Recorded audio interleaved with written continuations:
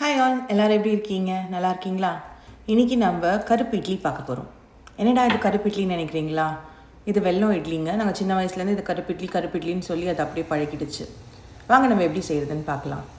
3/4 cup வெல்லத்தை தூசி இல்லாமல் வடிகட்டி எடுத்துக்கிட்டேங்க. அதுக்கப்புறம் 2 டேபிள் ஸ்பூன் உடைச்ச பாசிப்பயிறு. இதை கொஞ்சம் பொன்முறுவலாக வறுத்து எடுத்து வச்சுக்கிட்டேன். நம்மளுக்கு ஒரு 4 டேபிள் ஸ்பூன் தேங்காய் துருவல் தேவைப்படுங்க. அதையும் தனியாக எடுத்து வச்சுக்கோங்க. ஆறின வெல்லத்தில் நான் இப்போ என்ன பண்ணிகிட்ருக்கேன்னா 8 கரண்டி தோசை மாவு, கட்டியான இட்லி மாவு தோசை மாவு கலந்துக்கோங்க. இது நல்லா கலந்து முடிச்சிட்டதுக்கப்புறம் இதில் ஏலக்காய் பவுடர், இதுக்கு ஒரு 1/2 டீஸ்பூன் ஏலக்காய் பவுடர் தேவைப்படும். அதை போட்டுக்கோங்க. இட்லி பாத்திரத்தில் தண்ணி ஊற்றி அதை கொதிக்க வச்சுக்கிட்டேங்க. அதுக்கப்புறம் நான் இன்றைக்கி 2 இட்லி பிளேட்ஸ் எடுத்துக்கிட்டேன். அதில் தான் ஆயில் அப்ளை பண்ணி உங்களுக்கு நான் இன்றைக்கி இட்லி செஞ்சு காமிக்க போகிறேன். ஆயில் அப்ளை பண்ணிவிட்டு கொஞ்சம் தேய்ச்சிட்டதுக்கப்புறம் கொஞ்சமாக அந்த மாவு எடுத்து ஊற்றிக்கோங்க. நார்மலாக நீங்கள் எப்படி இட்லி பண்ணுவீங்களோ அந்த மாதிரி ஊற்றிக்கோங்க. உங்கள்கிட்ட இட்லி துணி இருந்துச்சுன்னா நீங்கள் அந்த இட்லி துணிலையும் டைரெக்டாக பண்ணலாம்.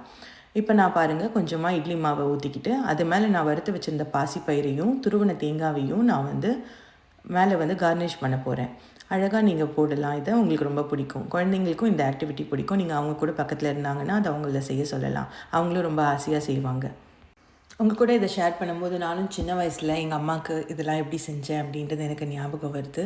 ரொம்ப நல்ல மெமரிஸுங்க. நான் ஸ்கூலுக்கு இதை கண்டிப்பாக எடுத்துகிட்டு போவேன். எப்பயுமே வாரத்தில் ஒரு நாள் என் அம்மா கிட்டே இது செஞ்சு கொடுமா அப்படின்னு சொல்லி கேட்டு எடுத்துகிட்டு போவேன். என்னோடய ஃப்ரெண்ட்ஸ்க்கும் இது ரொம்ப பிடிக்கும். நான் ஸ்கூலுக்கு போன அப்புறம் அவங்க கூட இது லஞ்சில் ஷேர் பண்ணிப்பேன். இந்த மாதிரி பொறுமையாக இன்னொரு பிளேட்லேயும் நான் எடுத்து வச்சு கார்னிஷ் பண்ணி எடுத்து வச்சுக்கிட்டேங்க. இதுக்கு ஆக்சுவலாக தனி ரேஷியோ இருக்குது. இந்த இட்லி மாவு அரைக்கிறதுக்கு அப்படின்னு கருப்பு இட்லிக்குன்னு மாவு அரைக்கிறதுக்குன்னு தனி ரேஷியோ இருக்குது. நான் இன்றைக்கி ஆனால் அந்த மாதிரி பண்ணலைங்க. நார்மல் இட்லி மாவுலேயே நான் இந்த வெல்லத்தை கலந்து இந்த மாதிரி கருப்பு இட்லி பண்ணிகிட்ருக்கேன். உங்களுக்கு யாருக்காவது தேவைப்பட்டுச்சு அப்படின்னா என்கிட்ட சொல்லுங்கள். நான் எங்கள் அம்மா கிட்டே கேட்டு உங்கள் கூட அதை நான் ஷேர் பண்ணிக்கிறேன். நானும் செஞ்ச மாதிரி இருக்கும்.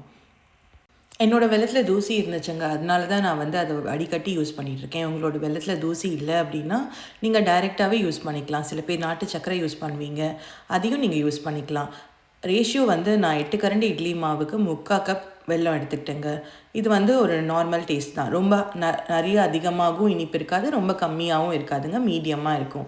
நீங்கள் இதை ட்ரை பண்ணி பாருங்கள். உங்களுக்கு டேஸ்ட் எப்படி இருக்குதுன்னு தோணுச்சோ அதுக்கு தகுந்த மாதிரி கம்மி பண்ணிக்கோங்க, இல்லை கூட்டிக்கோங்க நெக்ஸ்ட் டைம். இப்போ என்னோடய இட்லி பிளேட்ஸ்லாம் நான் கார்னிஷ் பண்ணிவிட்டேன். என்னோடய இட்லி பாத்திரமும் கொதிச்சிருச்சு தண்ணி. அதனால நான் இந்த இட்லி பிளேட்ஸ் அதில் வச்சு 10 மினிட்ஸ் குக் பண்ணி எடுத்துக்கிட்டேங்க. இட்லி பாத்திரத்தில் தண்ணிலாம் கொதிக்கலை அப்படின்னா ஒன்றும் ப்ராப்ளம் இல்லை. 12 மினிட்ஸ் தேவைப்படும். அதுலேயும் நல்லா குக் ஆகிடுங்க. பார்க்க எவ்வளோ அழகாக இருக்குதுன்னு பாருங்கள். இது டேஸ்ட்டும் சூப்பராக இருக்கும். கிட்ஸுக்கு பெரியவங்களுக்கு எல்லாருக்குமே ரொம்ப பிடிக்குங்க.